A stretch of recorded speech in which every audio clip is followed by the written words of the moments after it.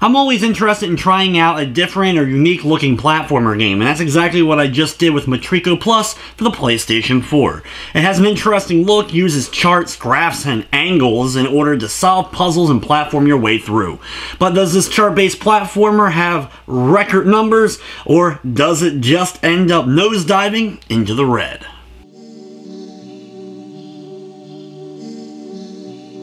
Metrico is a very different looking platform puzzle game originally released on the PlayStation Vita a couple of years back, but has now been upgraded with a few new updates, some changes to the controls due to the differences of the Vita to the PS4, and now has gotten the Plus added to its name and re-released on the PS4.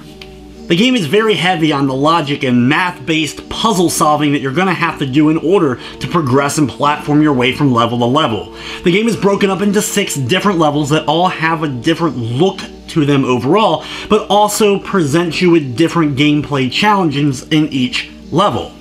The way that the game does this, though, is at the beginning of each level, you're given a new command to do with the controller. Well, technically, you're given all these buttons to use at the very beginning. Only as you're progressing will you be told to use those buttons, and then you'll find the better use for them. Such as, of course, just not only platforming, but the ability to go back to checkpoints that you can end up activating, wiping the entire screen and resetting the entire puzzle altogether, or firing out light that will be able to bounce off of objects, collide with enemies, and hit various targets.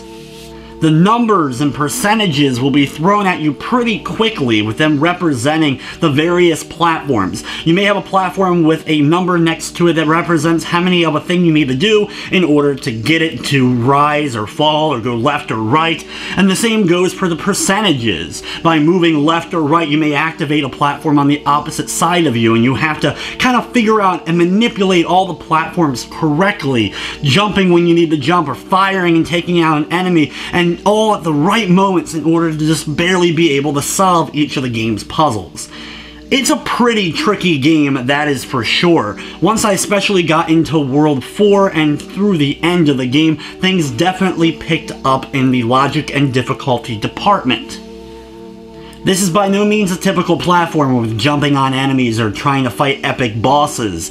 Every area you make it to has a new puzzle that you're going to have to solve. Once you figure it out, you'll move on to basically the next puzzle. There's a progress bar at the bottom of the screen once you make it to a new area to kind of show how far into a level you've made it. Once you complete a stage, you'll have a little segment involving like the main hub world and including the previous level that you just completed, with some items that kind of end up forming after you beat that particular stage. Everything is represented by a chart, and you'll see how the progress of the chart goes, which is the progress of the levels themselves, until eventually you're beating all the levels and it all kind of comes together. There's not a lot of cutscenes or story that's going to break up anything, other than brief moments where control is taken away from you. For the most part, you're going seamlessly from puzzle to puzzle and from level to level. Besides the changes, the sum of the way the puzzles are solved from the PlayStation Vita version, the additions to Plus include a speedrun mode, so you have to complete each of the levels once you've beaten the main game, and a certain amount of time in order to achieve trophies. Speaking of trophies, added to Metrico Plus that was not in the original is the ability to get a Platinum trophy. This is the addition of the speedrun trophies as well as a few others to round out the Platinum.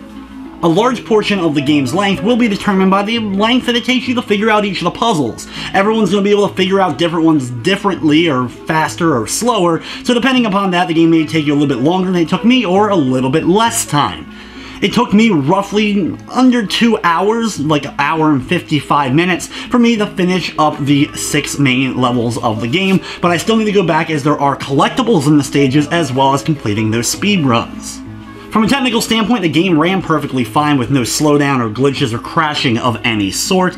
While some people may not necessarily like the way that the graphics are handled with a lot of just kind of blanket colors that are used on everything, I did like the way that they were used because it really kind of made every platform and your character really stand out from the background and from other platforms that you had to figure out how to use them for the puzzles.